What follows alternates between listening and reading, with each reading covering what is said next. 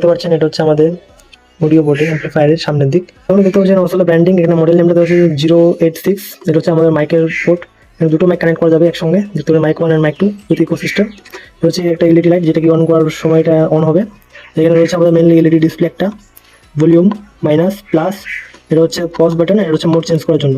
এখানে ইউএসবি কার্ডের অপশন রয়েছে, ইউএক্স মোডের অপশন রয়েছে এই জায়গায়। এটা হচ্ছে মেনলি ব্লুটুথ সিস্টেম, এটার সঙ্গে মেনলি আপনার ব্লুটুথ মডেলও পাবেন। এটা হচ্ছে আমাদের মেন ভলিউম, এটা হচ্ছে আমাদের ভলিউম ইউনিট, এটা হচ্ছে ব্যাস, ট্রাভেল অ্যান্ড হচ্ছে ব্যালেন্স।